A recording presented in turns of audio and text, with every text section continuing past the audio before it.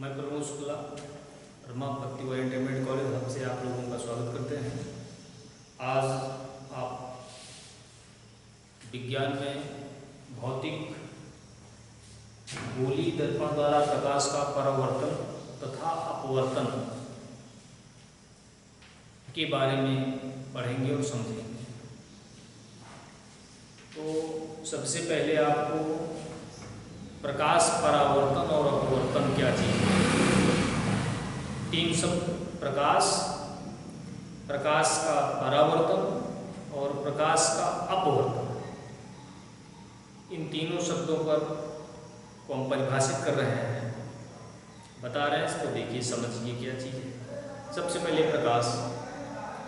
प्रकाश एक ऐसी ऊर्जा है जो समस्त वस्तुओं को दिखाने में सहायक है, परंतु स्वयं दिखाई नहीं देती।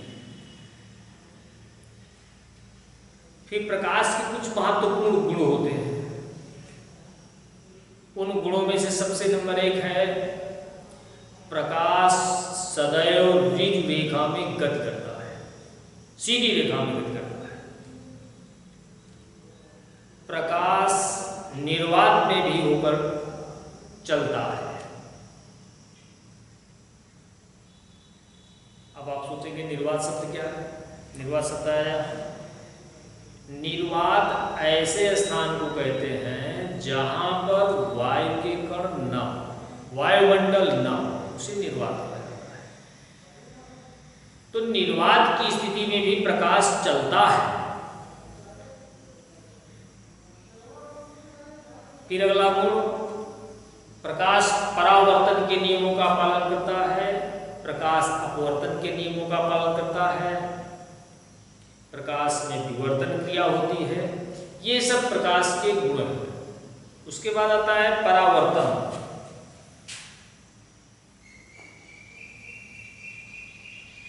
परावर्तन क्या चीज है उसको देख लीजिए।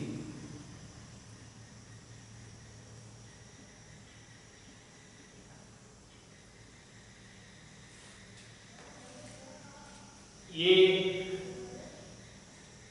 आपका एक गोली अवतल दर्पण है। इसके पूर्व आप लोगों को थोड़ा सा और बता दें, अवतल उत्तल की पहचान क्या है, दर्पण क्या चीज है, कैसे बनता है। दर्पण एक गोले, खोखले गोले का भाग होता है जिससे हम उत्तल और अवतल दर्पण बनाते हैं। पहचान क्या है अवतल उत्तल की? ऐसा दर्पण जिसमें बीच का भाग दबा हुआ होता है उसे अवतल दर्पण कहते हैं, और ऐसा दर्पण जिसका बीच का भाग उठा हुआ होता है उसे उत्तल दर्पण कहते हैं, और ऐसा दर्पण जिसका सभी भाग समतल होता है उसे समतल दर्पण। अर्थात दर्पण तीन प्रकार के होते हैं, अवतल, उत्तल और समतल।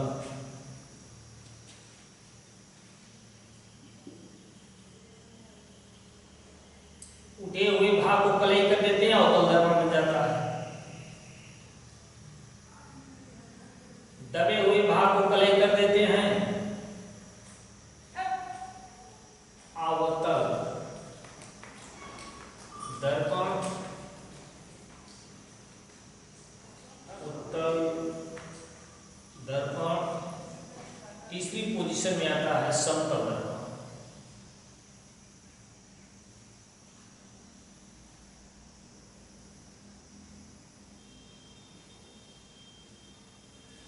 अवतल दर्पण, उत्तल दर्पण, समतल दर्पण। दर्पणों की पहचान हम दो तरीके से करते हैं, एक तो स्पर्श करके और दूसरा देख करके। स्पर्श करने पर हम दर्पण को अपने हथेली पे रखते हैं और उसको दूसरी हथेली से स्पर्श करते हैं। तो स्पर्श करते समय यदि बीच का भाग दबा हुआ है तो वह अवतल दर्पण है। स्पर्श करने पर यदि दर्पण का बीच वाला भाग उठा हुआ है तो उत्तल दर्पण है। स्पर्श करते समय यदि दर्पण समतल है, सभी सतह एक बराबर हैं, एक समान हैं, तो समतल दर्पण है। अब परावर्तन शब्द है दर्पण पर कोई किरण आपतित होती है, पड़ती है, तो वो एक निश्चित नियम के आधार पर वापस लौटती है। जिस बिंदु मुख्य अक्ष के जिस बिंदु से किरणें वापस आती हैं वह बिंदु दर्पण का फोकस कहलाता है। इसको यब से व्यक्त करते हैं। अब आप देखेंगे P बिंदु, मुख्य अक्ष रेखा और दर्पण एक दूसरे के जिस बिंदु पर प्रतिच्छेद कर रहे हैं वह बिंदु ध्रुव कहलाता है। प्रकाश की किरणें सदैव बाएं से दाएं ओर चलकर पड़ती हैं, दर्पण में बाएं से दाएं ओर चलती हैं।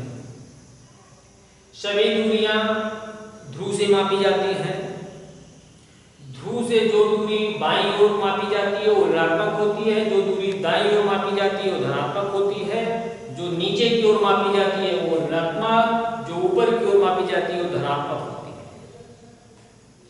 ये हमेशा आपको याद रखना है कि किस दूरी पे चलेंगे, वो दूरी धनात्मक है कि ऋणात्मक है, ये मापने की चिन्ह परिपाटी है। सभी दूरियां क्रमशः P से दर्पण के ध्रुव से मापी जाती हैं, तो दर्पण के ध्रुव से बाईं और नीचे की ओर मापी गई दूरी ऋणात्मक होती है और दर्पण के ध्रुव से दाएं और ऊपर की ओर मापी गई दूरी सदैव धनात्मक होती है। ये बात हमको याद रखना है। तो एक परावर्तन हो गया। अब प्रकाश का परावर्तन, तो परावर्तन फिर इसी में प्रकाश जुड़ गया। प्रकाश परावर्तन, जब प्रकाश की किरणें किसी चिकने तल पर पड़ती हैं, जब प्रकाश की किरणें किसी चिकने तल पर पड़ती हैं तो एक निश्चित नियम के आधार पर वापस लौट जाती हैं। प्रकाश की यह घटना प्रकाश परावर्तन कहलाती है। फिर प्रकाश परावर्तन के नियम,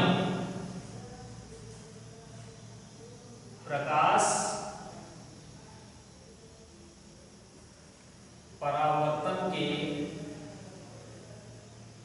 नियम, दो नियम होते हैं। किसी भी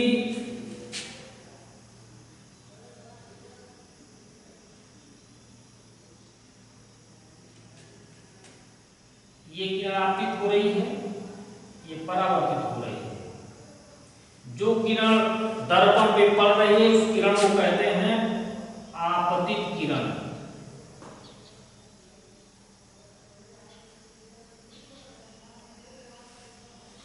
और दर्पण पर पड़ने के पश्चात जो किरण वापस जा रही है उसको कहते हैं परावर्तित किरण।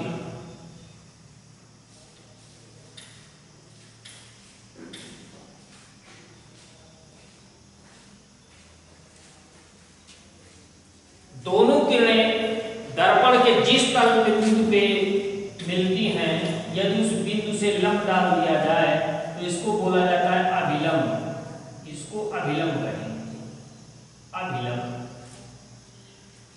तो पहले नियम में हो गया आपतित किरण,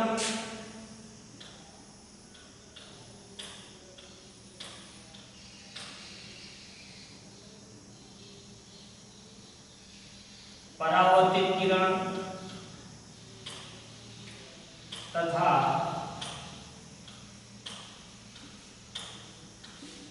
अभिलंब, तीनों एक ही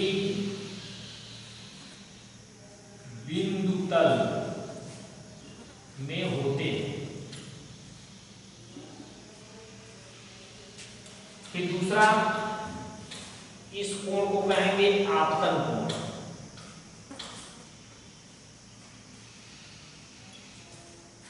आपतन कोण आपतित किरण और अभिलंब के बीच का कोण आपतन कोण कहलाता है और परावर्तित किरण तथा अभिलंब के बीच का कोण परावर्तन कोण कहलाता है।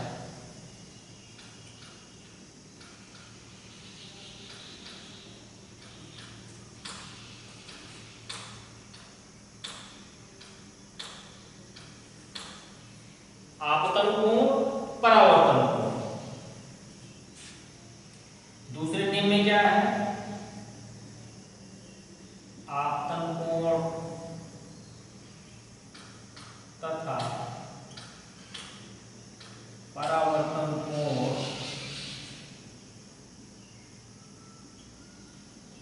सदैव बराबर होते हैं।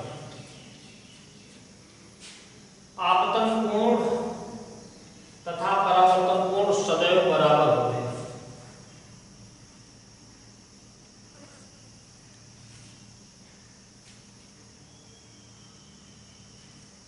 तो दर्पण, अवतल, उत्तल और समतल, प्रकाश के गुण, प्रकाश परावर्तन और प्रकाश अपवर्तन,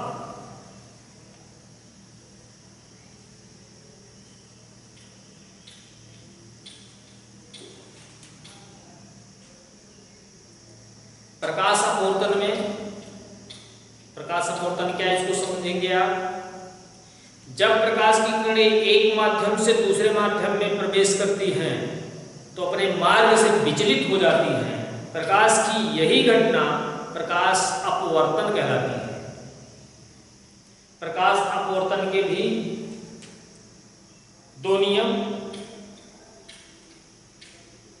आपतित किरण, अपवर्तित किरण तथा अभिलंब तीनों एक ही बिंदु तल पे होते हैं।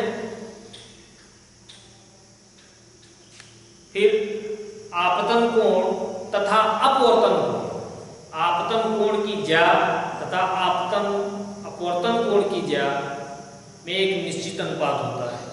अपवर्तन के दूसरे नियम को स्नेल का नियम भी कहते हैं। आपतन कोण की साइन तथा अपवर्तन कोण की साइन का अनुपात एक नियतांक होता है, इसे स्नेल का नियम भी कहते हैं। अब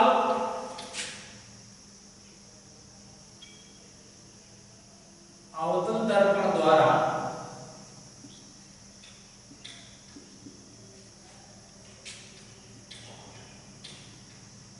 प्रतिबिंबों का बनना,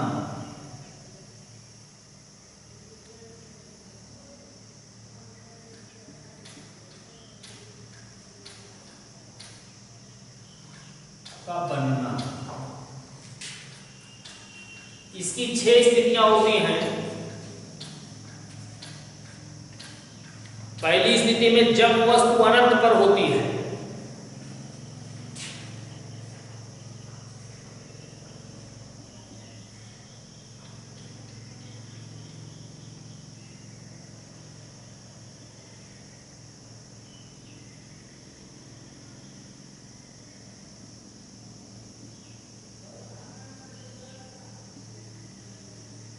जब वस्तु अनंत पर होती है,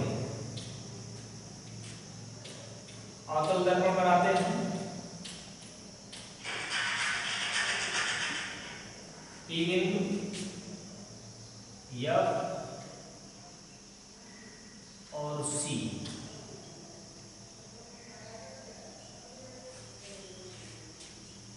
ध्रुव से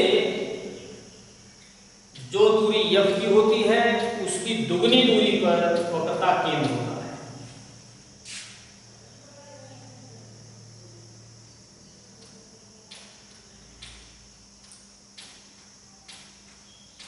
जो किरणें अनंत से चलती हुई मुख्य फोकस से होकर दर्पण पर पड़ती हैं तो मुख्य अक्ष के समांतर हो जाती हैं, और जो किरणें अनंत से वक्रता केंद्र की ओर आती हैं, वक्रता केंद्र से होकर दर्पण पर पड़ती हैं तो अपने उसी मान से वापस लौट जाती हैं। दोनों किरणें एक दूसरे को ए डैश बिंदु पर काटती हैं। अगर बिंदु ए डैश से मुख्य अक्ष पर लंडाते हैं तो ए डैश बी डैश पर मिलता है, वस्तु अनंत पर है।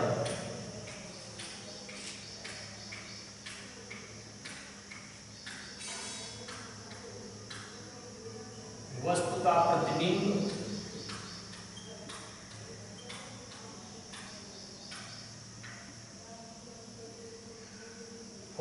तल पर, फोकस तल पर बनता है।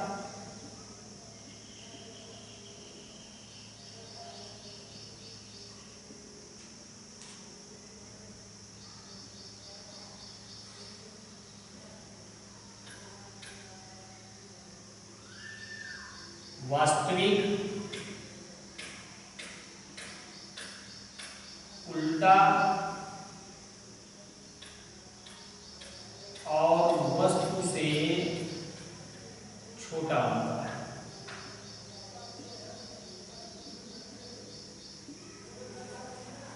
जब वस्तु अनंत पर होती है तो उसका प्रतिबिंब फोकस तल पर बनता है, वास्तविक उल्टा और वस्तु से छोटा बनता है। दूसरी स्थिति में देखेंगे,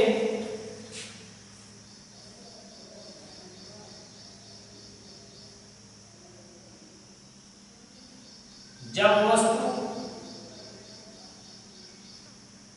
अनंत और वक्रता केंद्र के बीच होती है।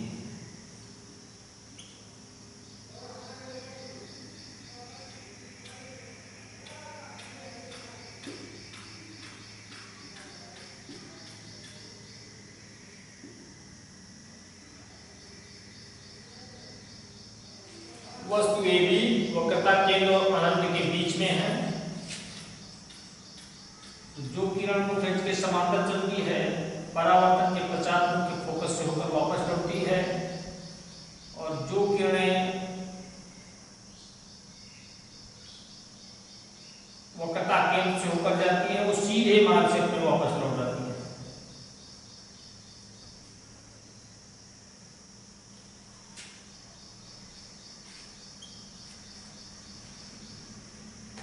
स्थिति क्या बन रही है, एक बिंदु से जो किरणें के समांतर चल रही हैं वो दर्पण पर पड़ने के पश्चात मुख्य फोकस से होकर वापस लौटती हैं, और जो किरण वक्रता केंद्र से होकर जाती हैं और दर्पण में पड़ती हैं वो अपने सीधे मार्ग से वापस लौट आती हैं।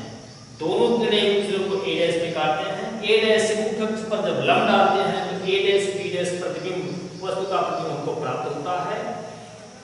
तो जो फोकस और वक्रता केंद्र के बीच में बनता है,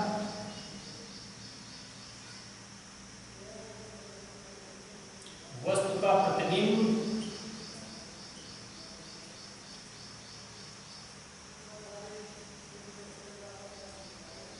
फोकस और वक्रता केंद्र के बीच बनता है।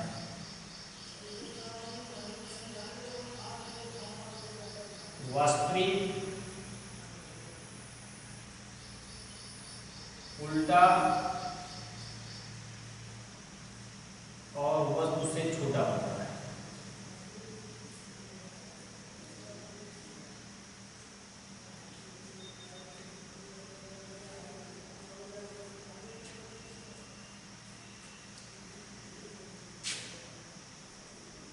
तीसरी स्थिति में जब वस्तु वक्रता केंद्र पर होती है,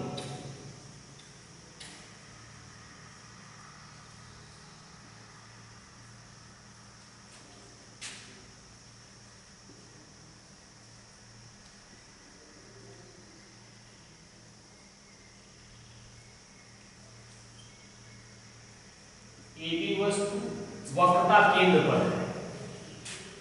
ए से चलने वाली किरणें मुख्य फोकस से ऊपर वापस जाएंगी, और जो किरणें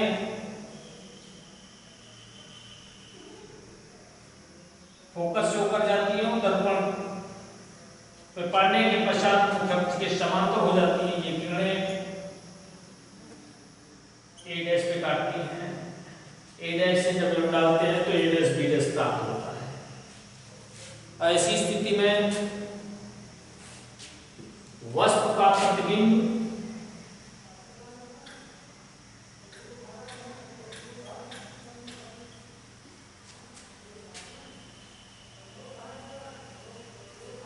वक्रता केंद्र पर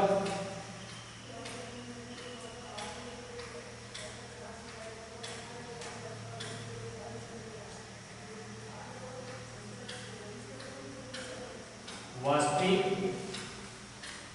उल्टा और वस्तु के बराबर बनता है। ये बहुत महत्वपूर्ण चीज है। वस्तु किस स्थिति में है तो उसका प्रतिबिंब कहां और कैसे बनेगा,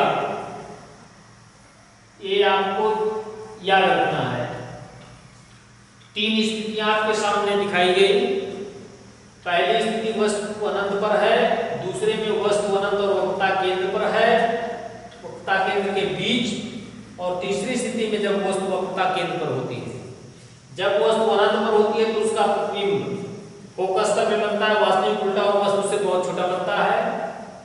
जब वस्तु अनंत और वक्रता केंद्र के बीच में होती है तो उसका प्रतिबिंब फोकस और वक्रता केंद्र के बीच बनता है, वास्तविक उल्टा और वस्तु से छोटा होता है।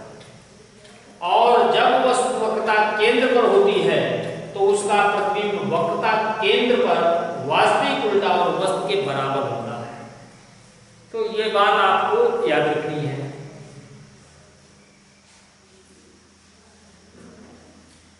आज ये 3 स्थितियां, नेक्स्ट पीरियड में आपको 3 स्थितियों के बारे में और बताया जाएगा।